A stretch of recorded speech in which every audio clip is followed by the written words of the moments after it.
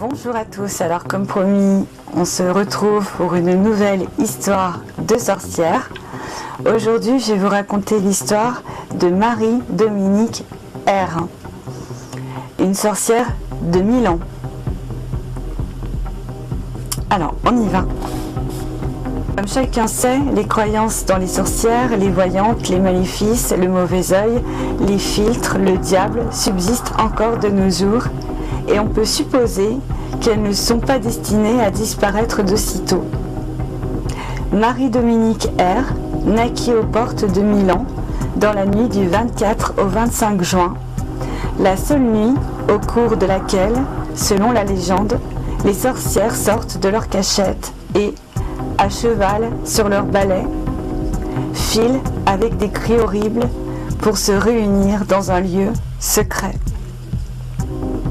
Cette nuit-là, c'était en 1899, sous la fenêtre de la chambre où Marie-Dominique naissait, 13 chats noirs qui étaient mystérieusement sortis d'un bois voisin.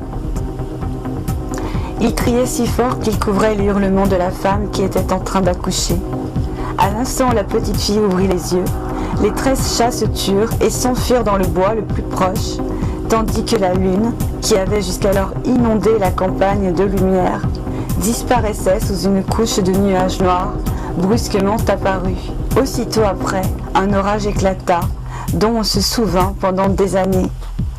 La date de naissance, rappelons que c'était la dernière année du siècle, les miaulements des chats noirs, la disparition de la lune, suivie d'une grande tempête, et le fait que la fillette était née au 7e mois, tous ces faits ne parurent pas étranges aux parents de la petite Marie-Dominique.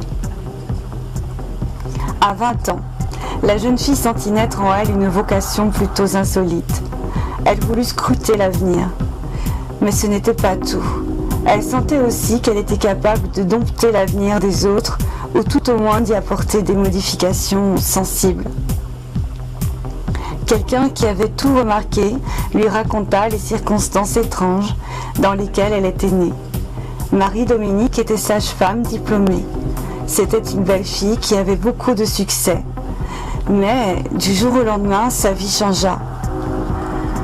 Elle entreprit des études d'astrologie et de chiromancie, suivit les enseignements d'un mage de Venise et devint experte en voyance et en magie. En d'autres termes, c'était une sorcière accomplie. Pour Mélissa V, sorcière de grand renom, connue aujourd'hui encore dans la province de Teramo en Italie, les choses se passèrent de manière plus brutale. Mélissa naquit au cours de la dernière nuit de février, une année bissextile. C'était la 7e fille d'une femme qui avait déjà 6 filles et aucun garçon, c'est-à-dire qu'elle vint au monde marquée par le destin. Consciente de cela, sa mère, une brave paysanne respectueuse de toutes les lois, religieuse, civile et populaire, ne fit que prier pendant tout le temps de sa grossesse, en espérant qu'il lui naîtrait un garçon. La naissance de Mélissa fut saluée par les scènes de désespoir de la famille au grand complet. Quelques semaines plus tard, la mère mourut, usée par un mal incurable et par son chagrin irrémédiable. Le père quitta immédiatement le pays avec ses autres filles, laissant le nouveau-né à son terrible sort. Personne ne voulut prendre soin d'elle, sa famille la renia. Elle fut recueillie et élevée par le curé qui, malheureusement, mourut alors que Mélissa était encore une adolescente. Des commères lui révélèrent alors la vérité et la confièrent ensuite à une magicienne. Mélissa devint maîtresse en sortilège. Les deux femmes dont nous avons raconté l'histoire, Marie-Dominique R en Lombardie et Mélissa V dans les Abruzzes, sont considérées aujourd'hui comme les meilleures sorcières d'Italie. Et contre les sorcières, on multiplie les rites en tout genre.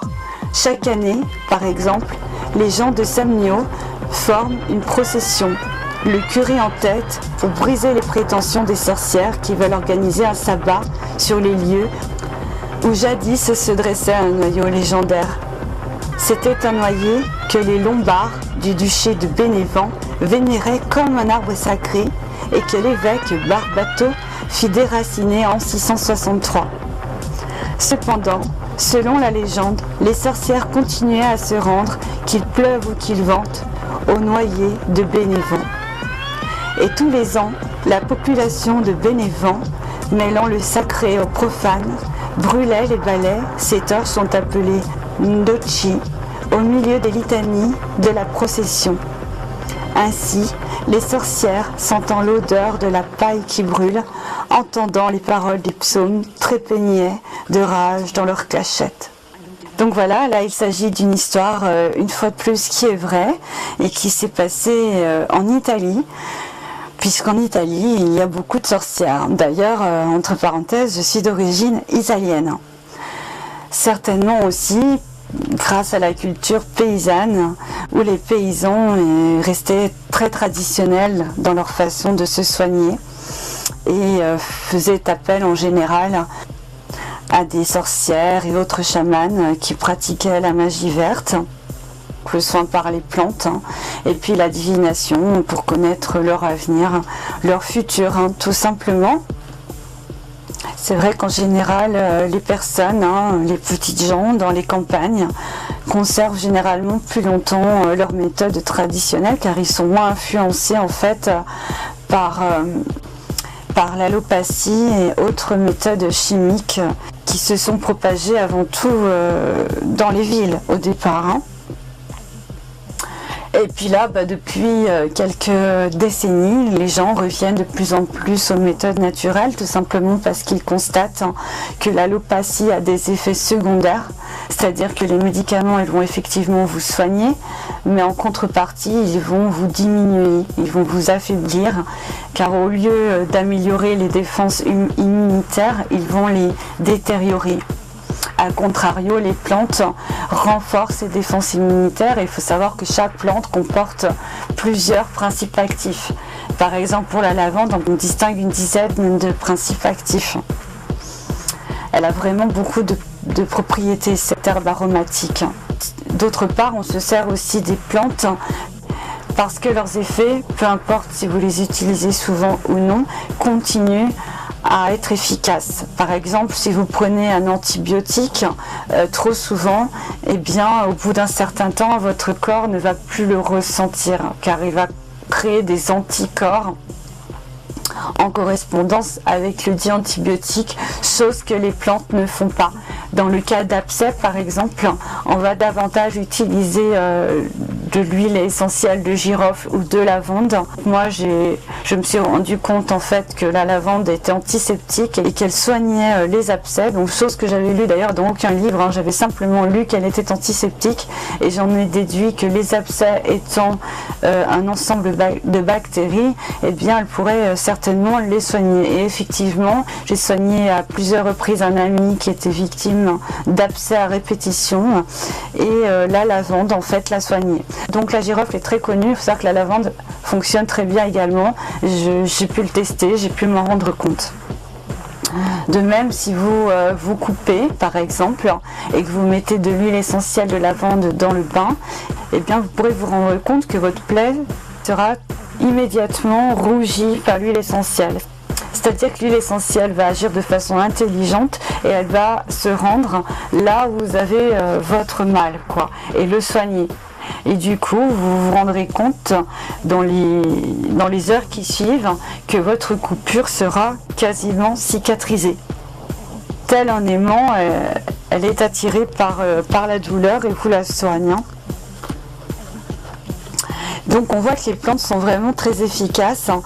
Donc il faut savoir que la médecine naturelle est de plus en plus à la mode, et d'ailleurs depuis les années New Age, les années 70, notamment grâce aux hippies aussi, on utilise de plus en plus les médecines alternatives pour se soigner, tout comme en Chine d'ailleurs, où on trouve certes des hôpitaux à vocation occidentale, qui soignent avec la chirurgie, avec l'allopathie chimique, mais également des hôpitaux qui sont 100% naturels et qui vont vous soigner des blessures type entorse, voire même si vous vous brisez des os, uniquement avec des plantes, avec des poids naturels, avec des cataplasmes, etc.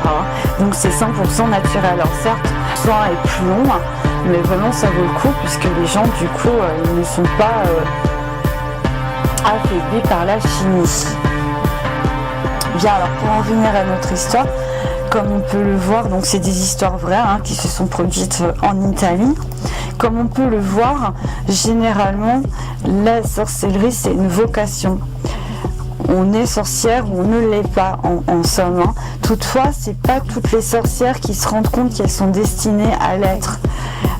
Généralement, certaines ne s'en rendent compte tout de suite, mais d'autres mettent du temps. Et comme on a pu le voir, la première sorcière de cette histoire, donc Marie-Dominique R, a suivi des études. Elle était diplômée comme sage-femme. Malgré tout, ce ne l'a pas empêché de mettre fin à sa formation, à son métier, et de finalement entreprendre des études d'astrologie et de chiromancie. Quant à l'autre, à savoir Mélissa, on se rend compte qu'il se passait des événements plus ou moins surnaturels, insolites, depuis qu'elle était petite. Sa famille, par contre, contrairement à la première, on avait conscience, avait conscience qu'elle n'était pas née au bon moment, etc., que c'était la 7e fille, et que généralement la 7e fille, elle est sorcière. Et du coup, la mère voyait que toutes les circonstances étaient favorables à sa destinée de sorcière. Et de fait, elle l'abandonna. Néanmoins, elle ne sut pas tout de suite qu'elle était sorcière. C'est seulement après de multiples phénomènes paranormaux qui se sont produits autour d'elle, et peut-être bien malgré elle, sans doute, mais en tout cas en sa présence, que finalement des personnes lui révélèrent sa destinée, lui révélèrent qu'elle était en fait une sorcière. Et il se trouve donc que ces deux femmes sont considérées aujourd'hui comme les meilleures sorcières en Italie. Donc en fait, peu importe qu'on soit diplômé ou autre, c'est pas ça qui fait qu'on est une bonne sorcière. Alors il y a déjà des questions apparemment de date de naissance. Par exemple, si on est autour d'une année bissextile, l'année de Walpurgis par exemple, si on a la 7e fille d'une femme qui avait déjà 6 filles auparavant, etc.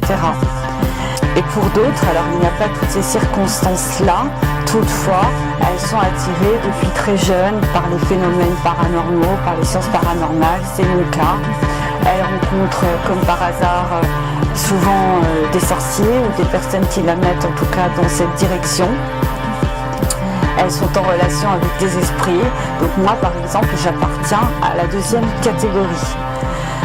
Mais généralement, on le décèle assez vite. C'est-à-dire pas forcément qu'on est fait pour la sorcellerie, parce que ça, les sciences paranormales sont diverses, sont variées. Et c'est pas dit qu'on sait tout de suite pourquoi on est fait.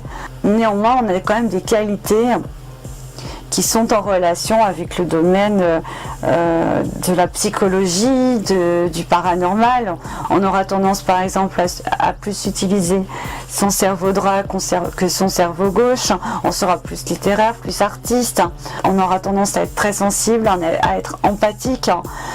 Et on sera attiré par l'univers du surnaturel en fait.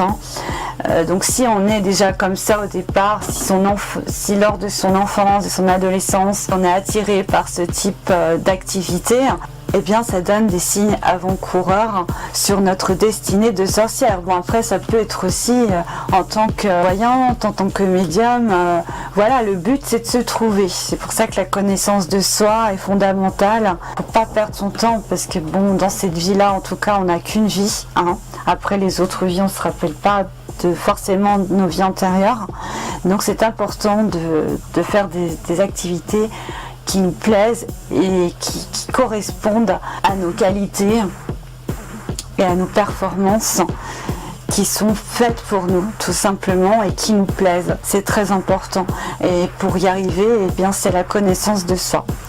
Bien, voilà, je pense que j'ai bien résumé cette petite histoire. La prochaine fois, je vous raconterai encore une autre histoire de sorcière. Merci de votre attention, je vous embrasse tous et à bientôt.